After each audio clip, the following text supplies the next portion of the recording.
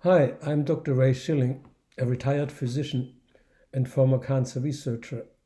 I have seen a lot of successes and failures in practicing medicine.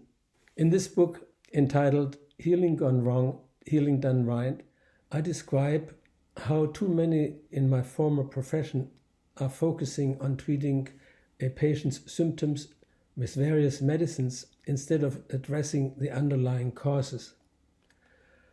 I am beginning the book by highlighting stories of famous people that were failed by medicine. These examples were Elvis Presley, John F. Kennedy, Michael Jackson, the British politician Churchill, and the composer Beethoven. Following that, a scenario of a modern-day Joe is introduced who experiences dangerous side effects from prescribed medications before he has the motivation and willpower to follow through on lifestyle changes that solve his medical problems without medication. Let me tell you more about Joe, the mechanic, who may live down the street from you. He's about 40 years old.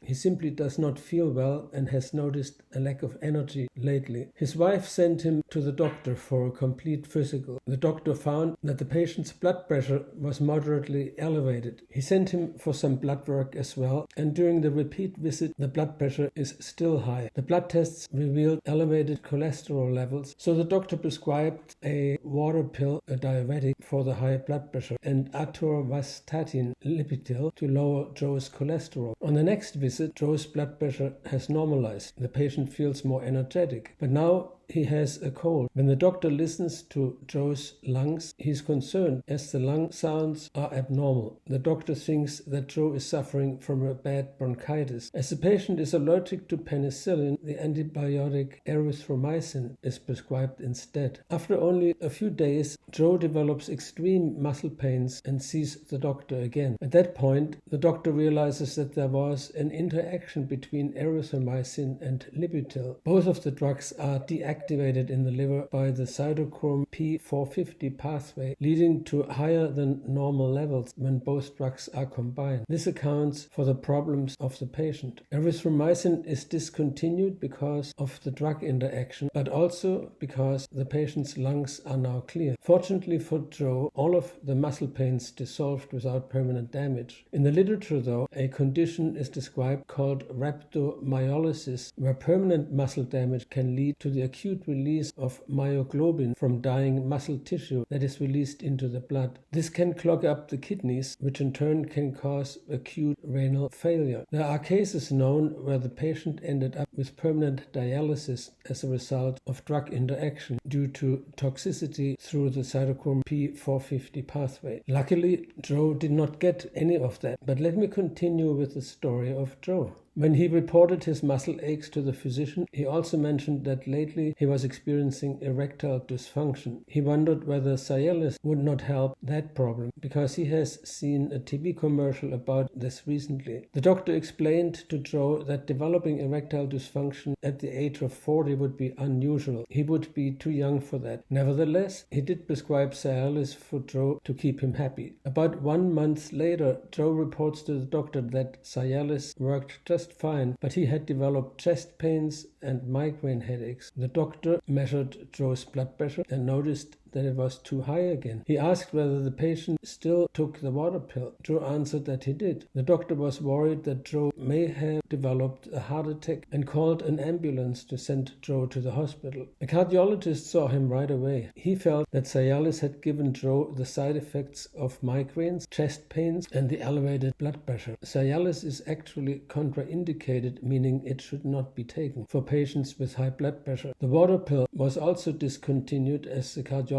thought it was responsible for the erectile dysfunction. He put Joe on losartan, which goes by the brand name Cosar, to lower his blood pressure. The cardiologist also noticed that Joe had gained about 50 pounds of weight in the past 2 years. He explained to Joe and his wife that the weight gain likely was what had caused the high blood pressure and high cholesterol in the first place. Within 1 week, the family doctor measured Joe's blood pressure again, and it was normal. Joe's erections had also returned spontaneously, as losartan does not have the side effect the diuretic has. All the other side effects were gone. The cardiologist had written a summary of his consultation with Joe and his wife from the hospital visit and sent a copy to the family doctor. He suggested in it that the family doctor should follow up with regard to lifestyle factors. He went on to say that there would be a good possibility that Joe may get off the medications altogether if he became physically more active and lost a significant amount of weight. Joe liked the idea of perhaps being able to get off the medication. His wife suggested that they adopt a dog from a shelter and go for regular long walks.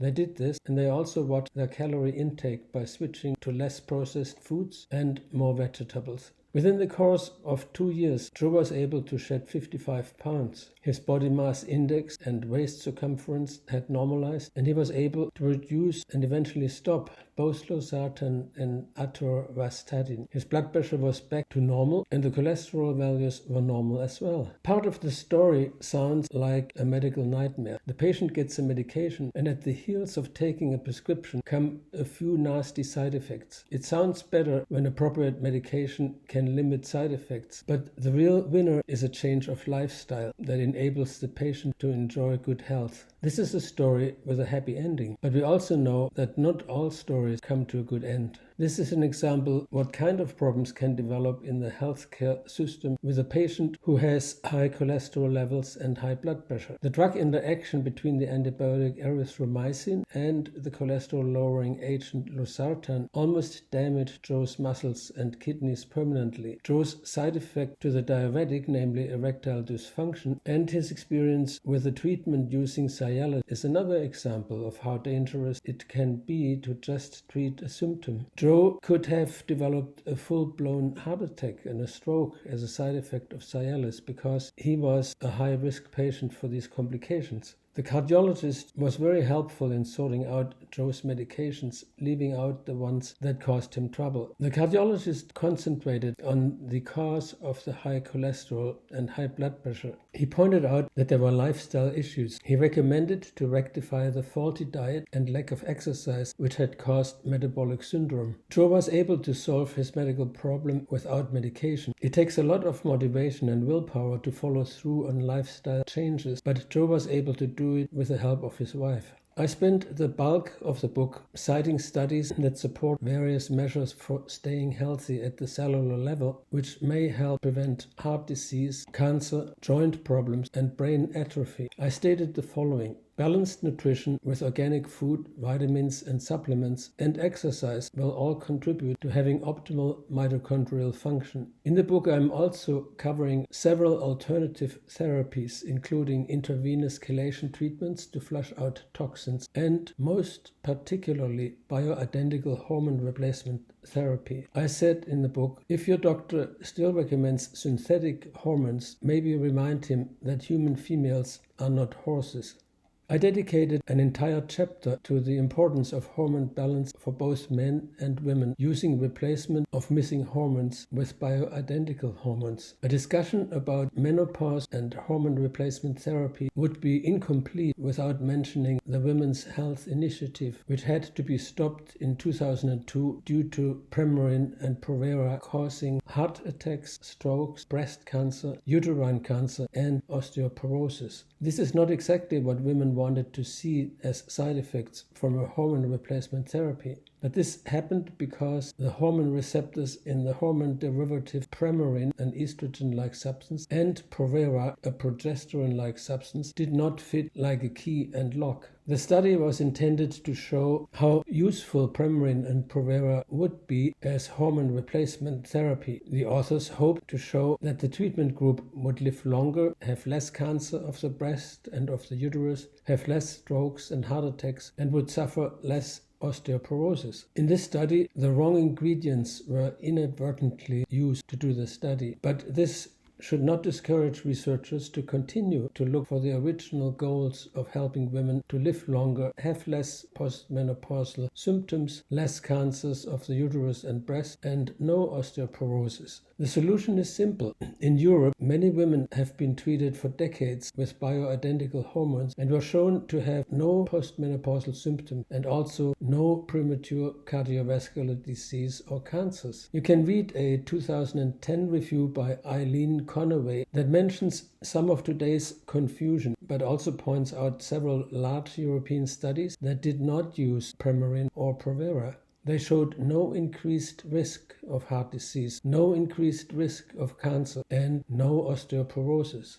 I'd like to briefly discuss menopause in more detail. Symptoms of hot flashes, night sweats, and vaginal dryness have all been found to be strong predictors of menopause. FSH and LH hormones are above the normal range when a woman is in menopause, and this is a very reliable blood test for menopause that your doctor can order. Usually in menopause it is the progesterone that is no longer produced by the body because the woman stopped ovulating and her ovaries do no longer produce progesterone in the missing corpus luteum that would have followed ovulation. Progesterone depletion is best measured with a saliva hormone test rather than a blood test, as progesterone in tissues accumulates to many times the value of blood tests. Only saliva tests correlate with the tissue levels of progesterone, as Dr. John Lee has shown in the past. On the other hand, estrogen levels are usually well preserved in 65 to 80% of women in menopause, as the ovaries, the adrenal glands, and the fatty tissue continue to produce estrogen in sufficient quantities for years to come. Next, I will discuss bioidentical hormone replacement. The main principle of replacing with bioidentical hormones has been stated by Dr. John Lee and is still valid. Only replace the hormones that are missing and replace them in the lowest possible concentration, but in a natural form called bioidentical. Most women in menopause will only need progesterone replacement. This comes in many FDA-approved versions as Prometrium in 100 mg capsule taken orally, or as bioidentical progesterone cream, which is applied to the skin. The end points of treatment are the lack of hot flashes, night sweats, and vaginal dryness, and the normalization of the FSH-LH blood levels. Saliva tests are expensive, but if they are taken when the other symptoms have subsided, they will also be in the normal range. If you have problems getting these tests done and getting a prescription of the appropriate bioidentical hormone replacement, seek the advice of a naturopathic physician who is usually familiar with this type of treatment. Quite a few of the primary care physicians and gynecologists are starting to take an interest in bioidentical hormone replacement, but many of them are 20 to 30 years behind when it comes to treatment of menopause. They still recommend Premarin, which is a derivative from the urine of pregnant mares. These horse estrogens don't fit the human estrogen receptors. In fact, they are blocking the action, and strokes, heart attacks, blood clots, and osteoporosis can be the consequence. No postmenopausal woman or anybody needs these conditions. Should you get another lecture about the benefits of synthetic hormones, get a second opinion from a naturopathic physician or an anti-aging physician and discuss treatment with bioidentical hormones. Let me summarize bioidentical hormone replacement. Bone mass density can be increased by 15% over 3 years with progesterone replacement. You can prevent heart attacks by replacing missing hormones with bioidentical ones. Apart from progesterone or testosterone levels, melatonin often is also depleted and has been found useful in attaining a better quality of sleep. Melatonin is effective in cancer prevention, so melatonin is more than just a sleeping aid.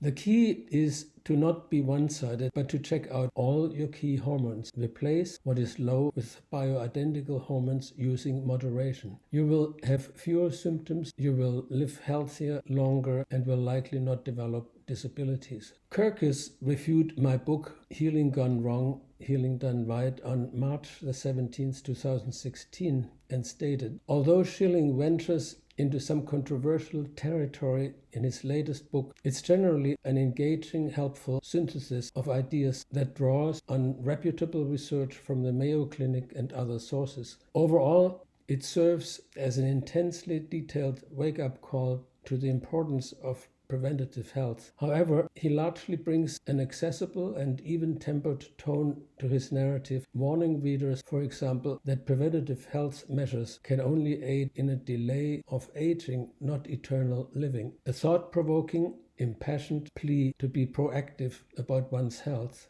I leave you with this Kirkus review and ask you to take responsibility for your own health.